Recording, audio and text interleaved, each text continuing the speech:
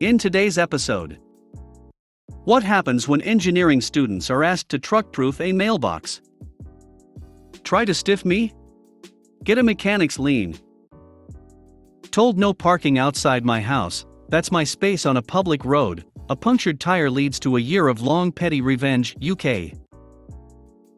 So let's get started. What happens when engineering students are asked to truck-proof a mailbox?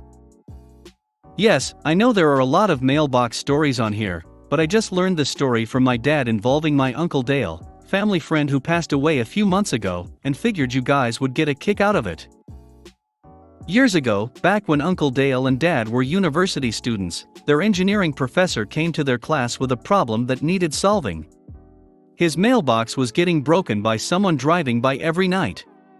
He and his wife had put up something like 4 or 5 mailboxes, and all 4 or 5 times, the mailbox had been knocked over by someone driving a red truck. This professor offered extra credit to any group of students who could come up with a truck-proof mailbox that not only fit with city regulations, but within a budget of $20, which back then was a good-sized chunk of change. Well, if anyone here knows anything about engineers, as Dad puts it, they love solving problems. And if it's engineering students, they'll make it an experience to remember. Dad and Uncle Dale got together and got to work. They found a steel bar that fit within mailbox regulations. Posts have to be a specific height, width and depth, and filled the inside with a mixture of concrete and steel rebars. Once the concrete had cured, they welded 8 rebars to the sides of the bar, bent them in half and stuck it inside a bucket. To add extra weight, they filled the bucket with the heaviest rocks they could find. As a finishing touch, they painted it brown and black, to look like wood, and put the ugliest mailbox we could find on sale on top, welding it down for good measure. They brought this monstrosity into class, more dragged it because it was so heavy, and told the professor to bury the bucket where the mailbox stood. Since they were the first to turn in their project, the professor agreed to give it a try. That night, the professor and his wife were awoken by a metallic bang, followed by a lot of cursing. They went outside and wouldn't you know it, there was that red truck speeding away, the mailbox still standing. At the base was a broken wooden baseball bat. 2 days later, the professor gets a bill in the mail for a hospital visit.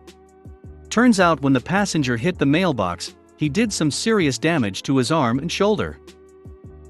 They were planning on suing the professor, but the professor hired a lawyer who basically told the plaintiffs, "You're just going to admit that you were vandalizing the mailbox multiple times?" That shut them up. To the best of my dad's knowledge, the mailbox is still standing. The other students who still brought in mailboxes had theirs gifted to different professors throughout the town, and are also still standing. Try to stiff me? Get a mechanic's lien.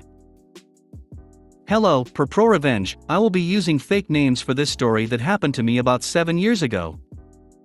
The job. I was starting my side business doing IT work for businesses, and had some successful jobs for a few companies. I found word of mouth was the best way to gain new clients because entrepreneurs tend to network with other business owners. Tony was one such client who had heard I had done some work for a client and called to see if I could help. His company's needs were to stop using a semi-accounting service that they had been paying a percentage of their profit to process payments, purchase orders, and billing/receivables. He brought in an accountant to work a new product, pretty well known. They wanted a server to be accessible remotely, and had already paid their ISP for a static IP for the server, but needed the actual server, redundancy UPS, and firewall device. I explained that for the product they had we could probably set up a workstation, and not a server, and it would run approximately $3,500 total, and would be easy, but no, the owner wanted a full-blown server system with all the bells and whistles. He explained that he would likely be using the server for a CRM, and a few other systems later on. The setup.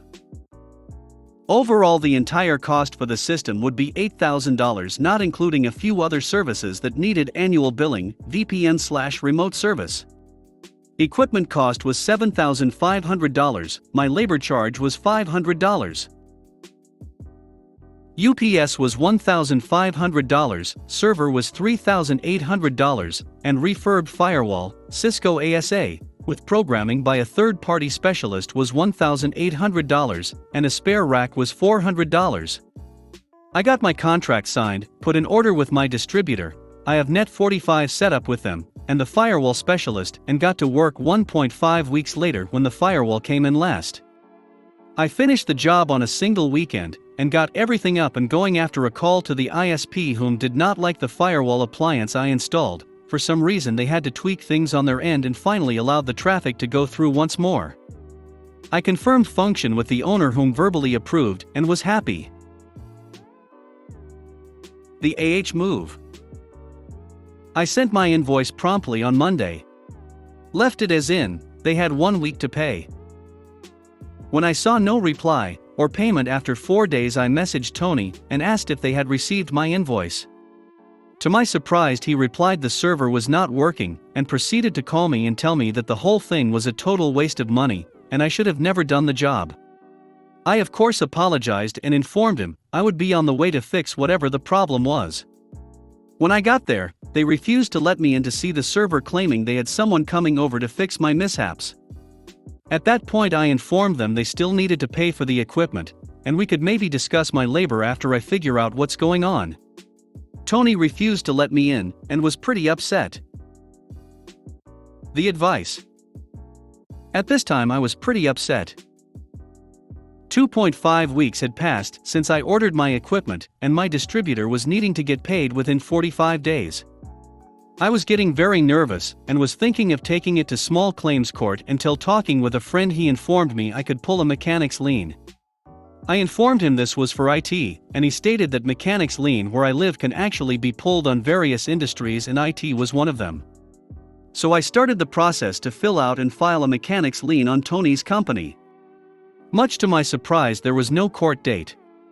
All I needed to do was provide considerable proof to clerks, and later to the constable. The revenge. After filling out the mechanic's lien and serving him notice, I once again gave him the opportunity to pay the $8,000 owed. By this time I had spoken with my distributor, and he switched my account from Net 45 to Net 90. He refused via phone call, and got him on text. I took the information I had, and went to the local constables, whom after seeing the mechanic's lien and proof set up an appointment to meet me at the place of business to take back my server, UPS, and firewall. I went in on Tuesday, which I had learned was the day the accountant came in to start the week 00. Constable and I arrived at 7:30 a.m. right on opening time. At first they refused entry until Tony came by and was informed I was enforcing my mechanic's lien, and would be taking back my equipment. He immediately got riled up and claimed I could not take the equipment because a new person had replaced it all. The constable asked if I had serial numbers and models for the equipment, which I did.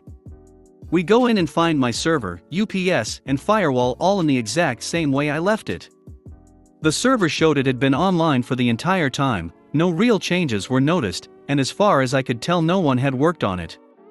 Tony began to chuckle when I shut the server down, and says, "How are you going to take the system when it's bolted to the ground? Bet you didn't think about that, did you, you idiot?" He did not realize that rack-mounted equipment is not permanently attached to the mount. I guess he thought he had me beat because it was all one system that you cannot take apart and not something that was put together. His jaw dropped the moment I removed the server, loaded it onto the cart after removing a couple of bolts. He started panicking and started telling the constable that he would sue him if he didn't stop me. The constable simply stayed calm and ignored the owner. I guess after a bit he informed Tony that he needed to get out of his face and step back, but when Tony refused to back down, the constable undid his holster's safety harness and put his hand on his firearm. Tony's face was exquisite. Full of fear and eventually a dawning sensation that this was going to happen one way or another. At first I did not understand why he was so riled up, and now had a panicked face like his world just collapsed, until a bit later. I wrapped up my server/UPS/firewall and left the rack. True to Tony's word, undoing the bolts proved difficult to impossible with the tools I had, so I told Tony he could keep IT for the new server he tries to set up. It didn't take more than 2 hours before I got a call from him stating that he had talked to his attorney, and he would be suing me for damages, and I would be going to jail for trespassing. I informed him he did not pay for the equipment, his equipment was repoed, thus there was nothing to sue for. As far as trespassing, I was servicing a mechanic's lien with a law enforcement officer, thus it is not trespassing. He then starts hemming and hawing about how he needs to bill clients because he hasn't had revenue in a week, but his accountant can't do anything because she has no access to the accounting software, and they have no copies. I informed him it was not my problem, I would not be giving access to the server nor data contained, and he should have paid for the equipment instead of trying to screw me over $4,800,000. He then offered to pay me if I could install the server back the same day, but that only if I did it that same day, otherwise he'd find someone else. I informed him that our original contract was null and void.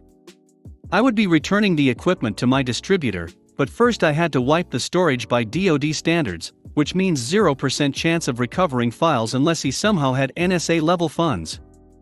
He starts freaking out, and resorts back to what he usually did, threatens me to lawsuit, make my life a living hell, etc. So I hang up and text him I am going to proceed to delete his data that evening, and that I was no longer interested in working with him.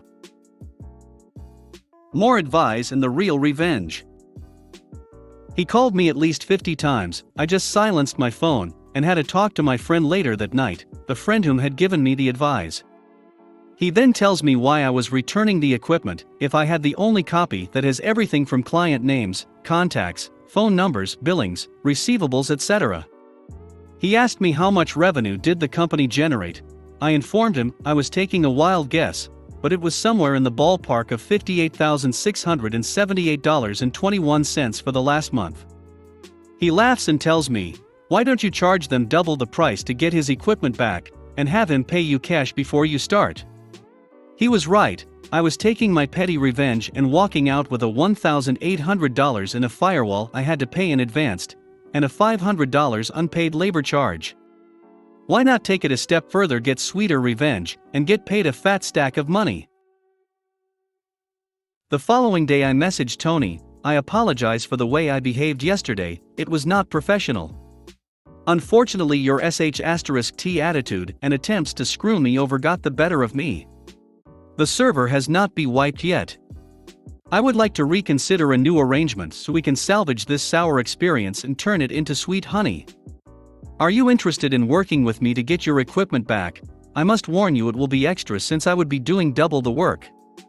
Let me know. Tony immediately called me and immediately his ways came up. I knew you would change your mind and come crawling back. Yes, I want everything back, but I am only paying $8,050 and not a dime more. The $50 is me being generous to give you a second chance to do things right. I immediately informed him that I still have all the equipment, and in fact it would only take maybe 20 minutes to complete the job. However, I had a different idea in terms of the price. The new price was $15,000 to be paid cash. He immediately starts yelling and hollering. I keep talking and inform him he has 2 weeks to decide if being able to get paid by his clients was worth it, if not the equipment was going back, and that would be that. No hard feelings. I hang up. About 2 days later I get a call from Tony informing me he agreed to new arrangement to please set it up and install it ASAP. I tell him I can go Friday, but I would need to be paid $15,000 cash before I even unload a single bolt from my vehicle. He agreed. I could hear a lady talking tell him he needs to get this resolved because they had not had revenue in nearly 2 weeks. This was on Wednesday. On Thursday I get a call from his daughter, whom is apparently the accountant, and the lady whom was telling him to resolve it. She is cutting a check and needs to know my name. I inform her I would not be accepting checks, and I had told Tony specifically it would be in cash. She says okay and tells me if the amount of $12,000 was correct. I once again correct her and inform her the correct amount was $15,000 cash. She said in satire, of course it's $15,000, I will go make the withdrawal and have the money ready tomorrow. Sure enough, Friday morning, true to her words, she and Tony were there with $15,000 cash. I counted it in front of her and Tony. She makes a comment saying that I was a lifesaver because they could not go back to the service they used before to get paid, and they urgently needed to get some POs sent out. I placed it in my vehicle, locked the glove box, and unloaded the equipment. True to my word, it took me 20 minutes to place the server, firewall, and UPS inside the rack mount. Connect the cables. Power on the server and ask them to test it out when they get a chance. If anything was wrong, to not contact me and to have a good day. I actually had tested it out already before I left their server room. Despite my pettiness at times, I am still a professional.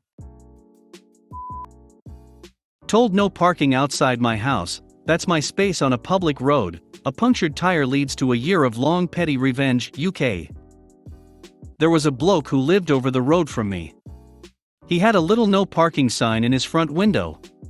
Keeping in mind this was a UK public road and plenty of places to park. I parked in front of his house, because it's a public FING road. He comes out and goes bananas. That's his space and I'd better move it or else. I refused. Next morning, the front tire has been stabbed. Fair enough, can't prove it's him, but it was him. So, revenge time. I bought an old Ford Fiesta for £300. This was back in 1990. It was a complete shed and genuinely had 14 owners before me, but it was MOT'd, see below, and I taxed/insured it for virtually no money. I waited for his wife to move their car from their space and parked that bad boy right outside his house, on the public road. Again, bloke comes out, goes crazy, and I just smile and say enjoy. Left that reek outside his place a full F***ing year. Tires got stabbed, windows broken, even got spray painted, kids playing in it, which enraged the bloke even more, and I just left it there. Called the scrap yard with a day left on the MOT, and laughed my tits off every day. No parking that. Note 1, MOT'd relates to a Ministry of Transportation certificate. In the UK every year your car needs to go through a series of tests at a certification location, read, inspection garage, to ensure it's roadworthy. I think new cars, 3 years old, are exempt. The car needs to be MOT'd to have valid insurance. The certification lasts 12 months. Thanks for watching.